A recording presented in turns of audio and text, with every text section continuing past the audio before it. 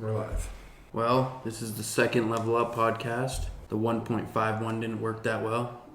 Yeah, dude, we messed up last week so bad. It was the worst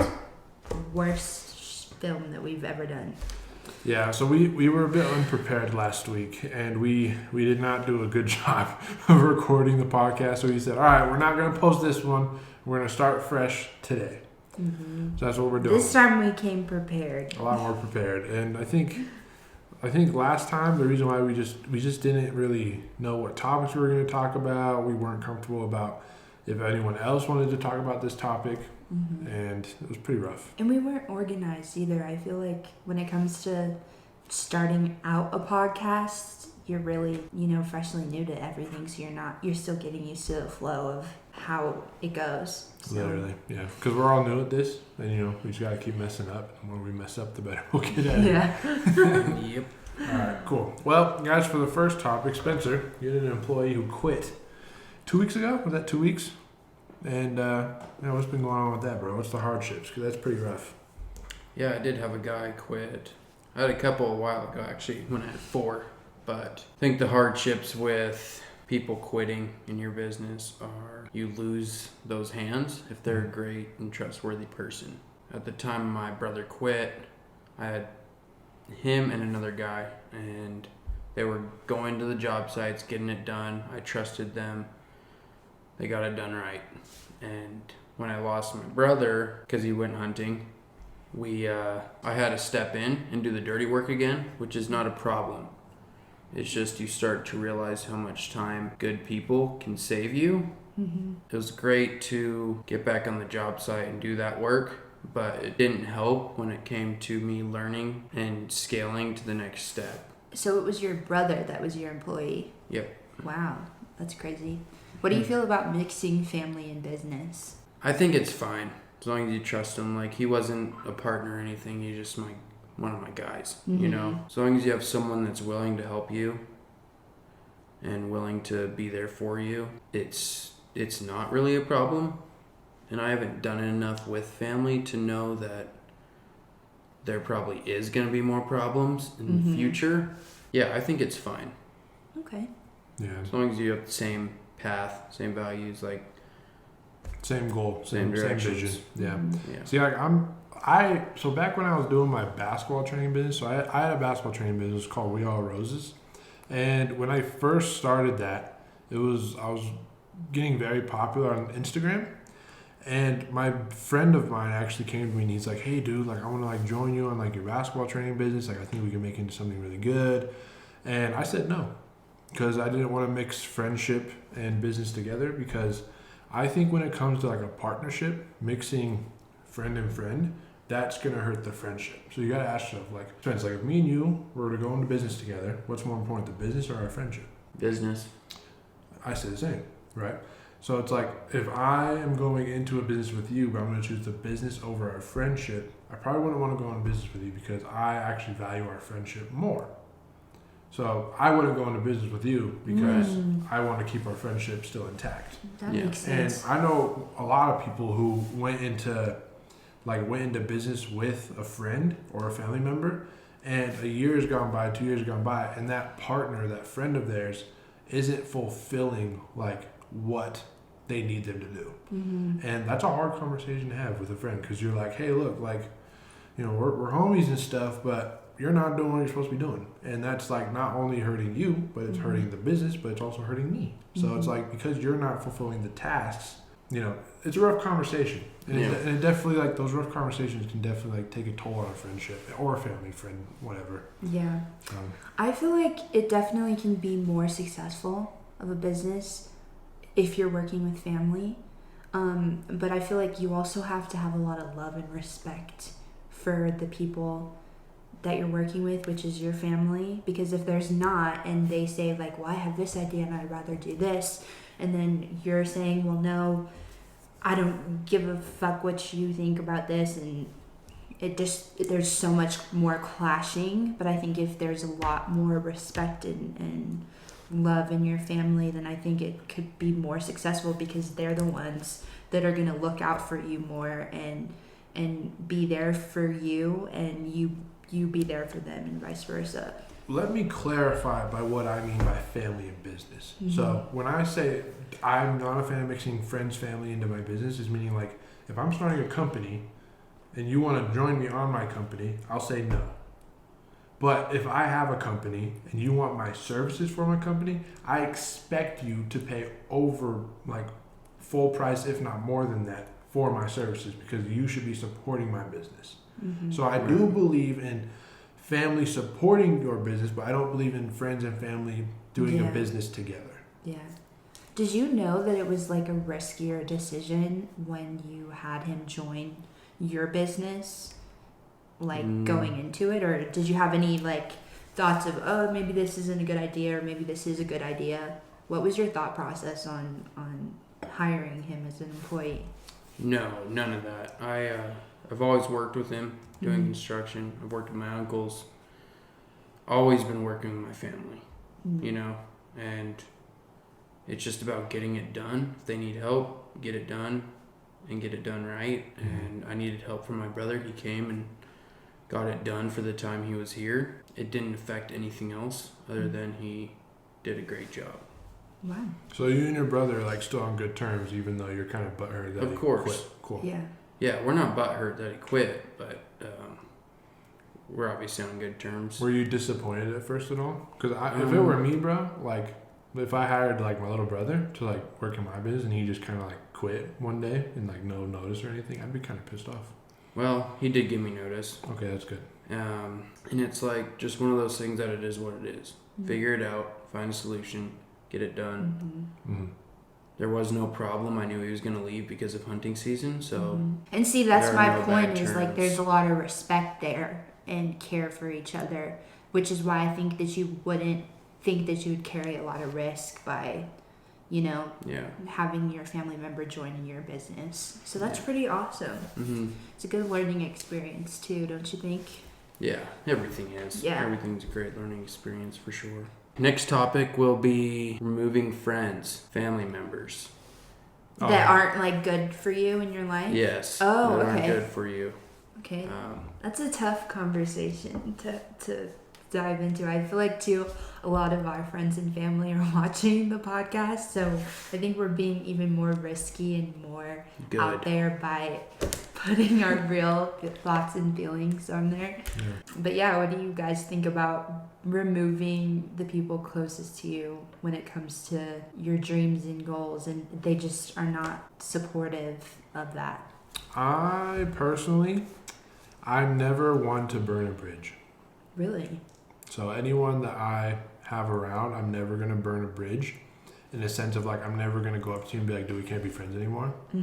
I'm more just like going to slowly take myself out of like the equation, like slowly take myself away. And that's like a 3-6 month process. Like maybe we went from hanging out every week to hanging out every 2 weeks to hanging out every 3 weeks to now once a month to now once every 3 months to once every 6 months. So that's how I am about like taking myself out of the equation, because if I stop hanging out with someone, it's not because if I stop hanging out with you, it's for a good reason. And it's usually because like I have more of a risk hanging out with you than I do a gain. Because we've had this, actually all three of us have had this conversation about how relationships are transactional. And a lot of people won't agree with that, but it's the truth. Like Kira, me and you, we're in a relationship together. You're in a relationship with me because I'm a very handsome young fella, right? And I'm in a relationship with you because you're smoking hot. Okay. Right? But like, no, but that's what I'm saying. Like, relationships are transactional. We have a good friendship because you own a business, I own a business. Maybe one day we can actually grow our businesses together. We're all goal-driven and goal-oriented and working hard. Exactly. So like when I hang out with Spencer, sometimes I'll say something, he'll be like, oh, dude, that's the wrong mindset. You gotta be saying this. I'm like, true. So that's kind of like where our relationship comes in. I don't know if he feels the same about me, but that's how I feel about him. Yeah. So for me, it's like relationships are transactional. If you're not getting anything in return for the relationship, then it's a burden. What value does the other person provide you? Exactly. Like you got to be getting something in return. Like, and everybody provides somewhat of a value. And that's why you don't want to burn bridges. And the value isn't just like money or like some sort of like physical good or service. It's like happiness, or maybe he's being funny. positive. It's ideas that person has. Yeah. Maybe he's a positive person. Maybe he's just like fun to be around. He makes you forget about life sometimes and all the stress. It just makes you, I don't know, like relationships like that. So it doesn't always have to be like actually like money transactional. It just has to be like an exchange in some sort. Yeah. One thing that I want to add that I learned from one of my best, closest friends, Eddie, if you're watching this, he taught me one really important thing that I will carry with me throughout my life, is that people will, so like when it comes to relationships and how you handle relationships with people that you think you want to cut off, is when you are first starting a relationship with someone, they will show you who they are over time. And your trust can either go higher or lower depending on the actions of the other party in that relationship. And I think that's so important because you can still be a good friend to someone who's probably not as good of a friend to you and who isn't bringing that much value to you. But you don't have to completely cut them off. You just have to say, okay, now I know this about this person. I have to set boundaries here with this person, but I'm still willing to work on the relationship. And if they're not willing to work on the relationship, then they're the ones leading the cutting off, I guess. So that's something that's how I view it when it comes to removing people. Yeah. And don't get us wrong.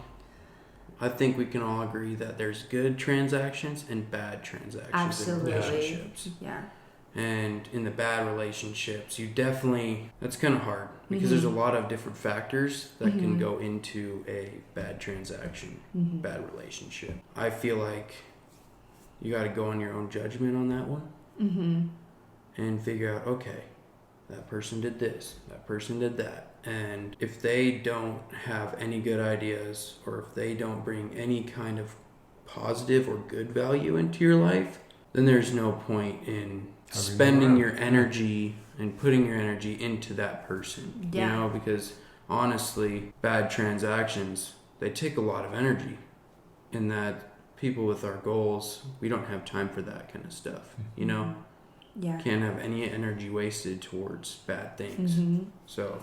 And it's different too, even with family, because family is even closer to you and more important to you than like a friendship, for example. Like, let's say you have a family member who's negative all the time or who isn't being supportive of something that you want. You could say, okay, I'm setting this boundary that I'm no longer going to talk about things that I feel I need support on with this person because of the fact that they're negative and because of the fact that they're not supportive. So I feel like you can maintain any relationship, right? But they're the ones that have to either cut it off. It goes both ways. Exactly. Yep. They have to be willing to work. Yeah, there's a great quote that was saying, you can lift the couch by yourself, but it's much easier with two people. Yeah. You know, it takes two people to lift the couch easily, but if it's one person holding the relationship together, it's going to be very hard to carry that couch. Yeah. No, you can't have a relationship Well, with that's what only I'm one saying. person. Yeah. That's what I'm saying, though. You know what I'm saying? Like, it's hard to, Yeah. I agree with that. Both people definitely need to put in the effort. Yeah. I actually have a friend, though. He actually had to cut off a relationship with his mom. This totally just like clicked in my brain just now, but he actually had to cut off a relationship with his mom because his mom didn't like believe in his dreams and didn't believe in like what he wanted to do, and even got to a point to where like his mom was like saying like, oh, you can't be in my house, kicking you out, and then the girlfriend's being kicked out too, and it was just like super bad situation for him. But after he like said, all right, mom, like that's it, he like didn't talk to her, I think, for like 6 years. I think they still don't talk to this day. Wow. Yeah. So it's been, That's crazy. And I remember I was talking to him about it, and he was just saying like, it's not easy, but you know, it was necessary because in that value, everything she was bringing to him was just negative. He wasn't getting anything positive in return, right? So it's like, if someone's only bringing you negativity, it's like, what value does that bring to me? Nothing. Yeah. So then it's kind of like, you just gotta. And the fact that, you know, you can give that person to like an opportunity to change what is affecting you in your heart and say like, hey, I really don't like that you're saying that I can't be successful at my goals and dreams, or saying like you are not going to be able to do this, stuff like that. I think if you are able to tell them that, and then they decide like, hey, I'm still going to keep doing it, then it's justified of why that person was not going back and hearing those negative comments. Yeah, but here's the thing though, is that I'm very, very like 99% positive that is what my friend did with his mom. Yeah. And it still kept coming. Yeah. And if it continues to keep coming even after you have that conversation, that's when you gotta cut it off. Yeah. And I feel for him, but I know he's doing a lot better now. That takes guts. It does. It's hard, I think, for people to even recognize when a relationship of theirs is not good for them or is not healthy or positive. So yeah, I think holding people accountable is everything. Absolutely. So Spence, you spent $15,000 on a course. Or not a course, a trip. 24 actually. Oh my God. It went up 10 grand. Okay. Holy, you didn't say that. You didn't let us know that. I think I told you yesterday. No. You didn't tell us. Oh. Please tell us. Okay. Yeah. All right, Spence, tell us what this is. And Surprise! 24K, dude. That's crazy. Yeah, so I don't know if the audience knows anything about Grant Cardone, but billionaire in real estate investing, has 7 businesses that 3 of them make over $100 million a year. Great guy to follow. Good guy to look up to, learn from, definitely. And if that's our goals, it's definitely someone to listen to that will help us on our path, on our journey to be where he is, He's got all those things, the private jet, the family, the houses. So you're going to an event of Grant Cardone? Yes. Okay. I bought some event tickets, business one, real estate ones, things to learn from before the events. Yeah, my thought process around that was invest in yourself. I feel like going to those events will open up a lot of new doors and opportunities to network with a lot of great people and learn from a lot of great people, which will only help me. I just thought of it as a investment in myself. It was a lot of money. It was a lot of money. That's very brave. And I actually got rid of my trading account to do so. Really? Closed my whole trading account, took all the money out of there, went right back out into the events and stuff. So it'll be worth it. That's a good way to look at it. I hope so. It better be 24K. It will be. Yeah. That's See, awesome. I'm all in for spending like money on your education. Like you have to spend money to evolve yourself, and I'm like probably one of the biggest advocates on you have to spend money in order to get in front of these people, right? So if you think about it, you spent how much was a ticket? I know you're spending 24K, but like break it down for us. How much was a ticket? I want to make a point here. Well, I have like 4 tickets in there, so it's okay. not just how one. much was one ticket? One ticket, I think I got VIP to 2 of them. Even better. How much was a VIP one? Maybe $4,000. $4,000 for the VIP ticket. Okay. One, yeah. Okay. Maybe a little bit more. Now think of this, bro. You're going to this event in Florida, right? It's in Florida, or one's in Florida, one's in Texas. One's in Arizona. Okay. And then 2 are in Miami. Let me make my point though. You're spending $4,000 on this VIP ticket. Here's the thing. The key isn't the knowledge you're going to learn from the person talking on stage. Like, of course, you're going to learn something because you're kind of doing this real estate investing thing. But like, if I went there, I'd probably learn a couple things here and there, but I feel like majority of it I might know. But here's the key. You're spending $4,000 on a VIP ticket. Everybody else in that room spent $4,000. So now you know everyone in there has the money to spend $4,000 just for a day pass to go. Here's some real estate conference. Yep. That's where the real value is, in my opinion, when it comes to these events. It's the people there. Like, so to give you another example, there's probably events out there that's like $50,000 for a weekend to buy into this event. But you gotta keep in mind, everyone else there spent $50,000 to go to the same event. Yep. So that's where the networking comes in. So I think it's very smart for you to go to these events. Yeah, that's kind of my thought. I think the real value is going to be the people you're going to meet there, bro. I think it's going to be fun. It's definitely a huge part of the value. Yeah. And I think a huge part of the value is listening to the speakers. Absolutely, yeah. Just overall, all around it's going to be awesome. Yeah. Yeah, I think it's cool too that, like, if I were you, which you probably, knowing you probably already have it set up, but I would bring like business cards and be like, oh yeah, I own this business, here you go.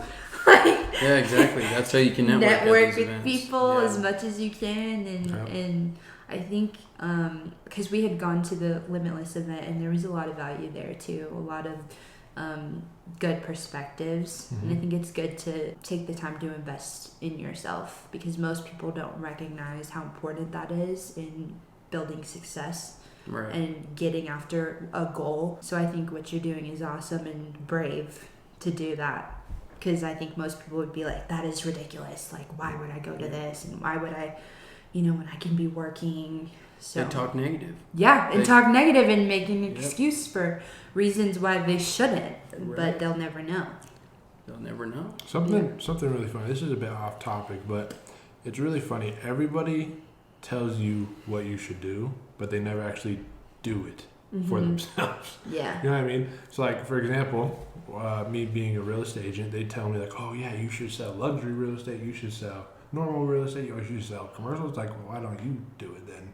I don't know. I think it's funny, like, just everybody, like, gives their opinion about everything, and it's like, go do it yourself. Yeah, no one cares. Like, honestly, though, you shouldn't care about other people's opinions, especially the ones that talk down on what you want to do. Yeah. If you really want to do it, you don't let anybody stop you from doing it. Yeah. I don't care who it is. No family member, no spouse, no one, literally, should be able to talk you out of what you want to do.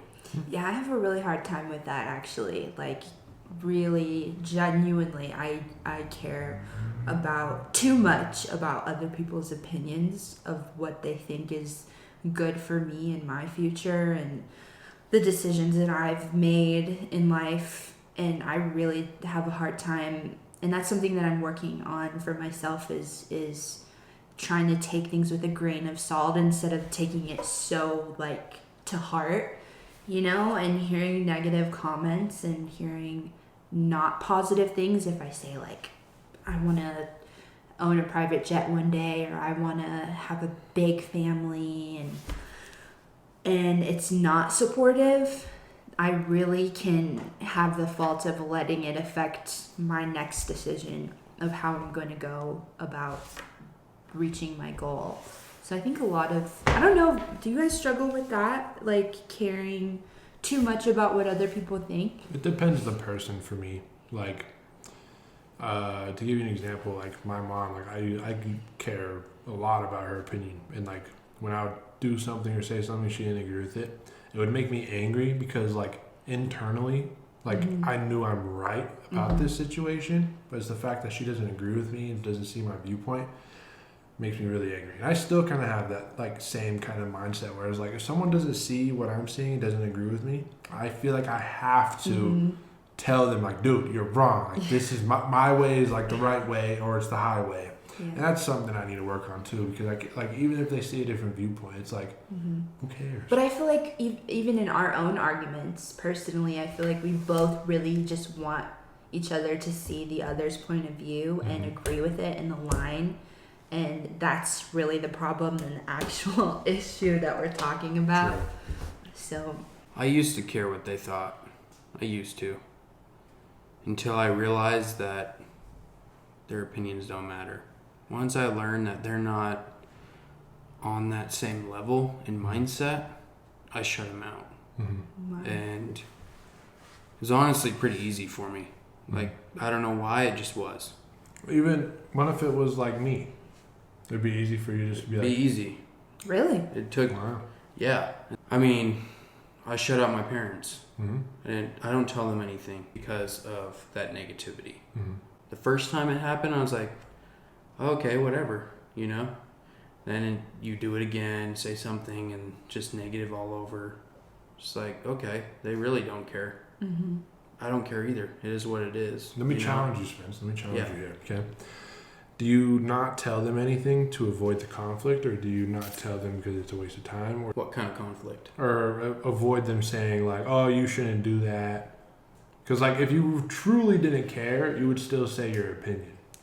Or do you just not say your opinions at all and be like, There's no point in having a conversation with someone that's not going to be supportive. Yep, exactly. That's how I am too. Okay. Yep, Okay.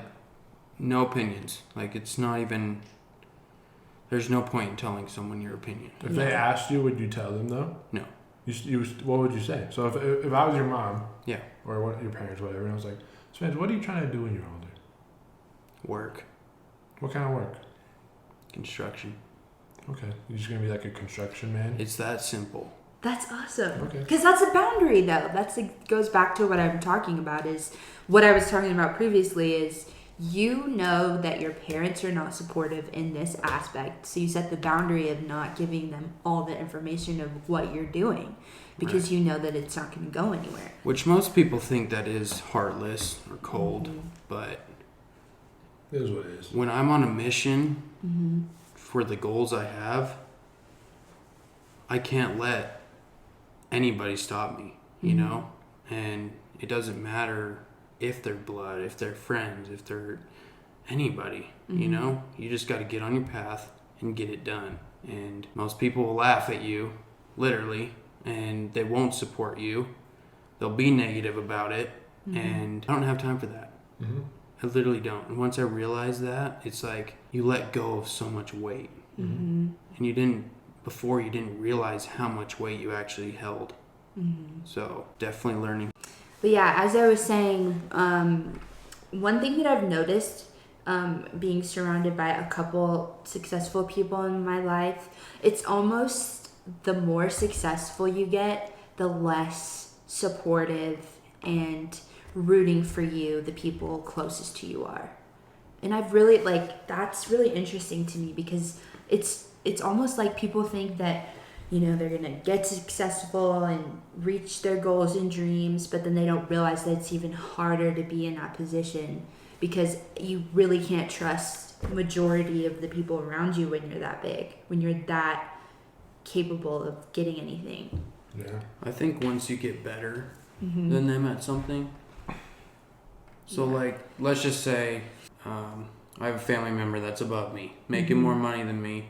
Once you make more money than them, I feel like that's when they get unsupportive. Yeah. When you're doing better than them. And I think it reflects on how they didn't chase their dreams, especially with the ones we have. Everybody has those dreams. They want to be rich. They want to have the nice car. They want to have the big house. If you ask everybody, that's usually what their goals are. Yes. And I feel like once you start working towards them, at the beginning, everybody will support you. And cheer for you. Yep. Yeah. But once you start doing stuff that they don't agree with and they think they've never done in their lives, and it's basically you improving, I feel like that's when the support stops. Yeah. You know. A really funny thing, actually, is that a lot of people want to be a mentor, right? But they don't want the mentee to be better than them. And when that happens, they get a little grudgeful. Yep. Yeah. Happens a lot. Yeah, I think I'm honestly expecting, because I know we're going to get to our goals and dreams. I just know it. I know that we're going to get what we're trying to get, because we're all dedicated and working hard, and that's never going to stop. But I'm almost expecting, situations to be worse and harder. I think we'll be working more. The more successful we are, I think we'll be working more. I think we'll be more cautious around the people that we bring in our circle.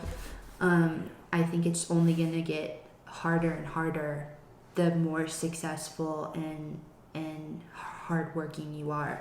Yeah. So that's kind of what I'm expecting. What do you guys expect when we get the jets and the money and the big house? Yeah.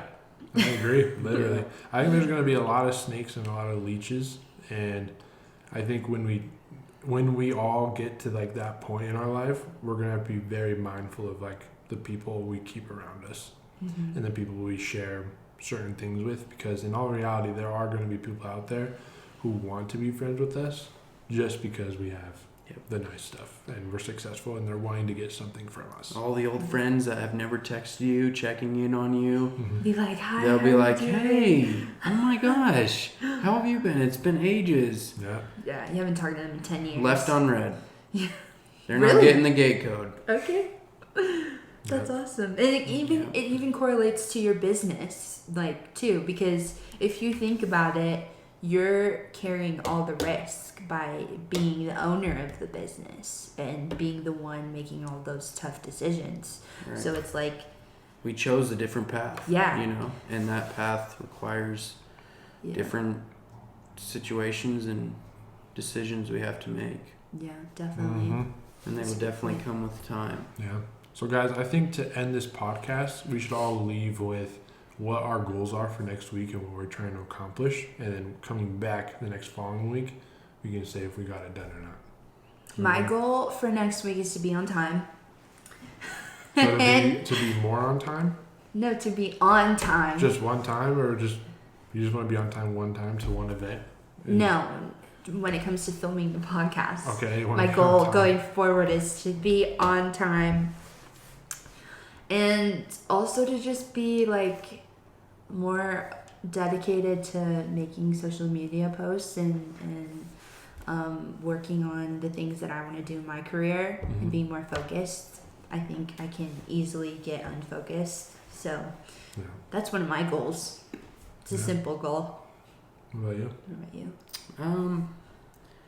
Just self-improvement, working towards the next step in business. It's awesome. Yeah. My goal is to focus more of my time on money-making activities instead of just focusing on like little tedious stuff. So I actually got this advice from a mentor of mine like 3 weeks ago.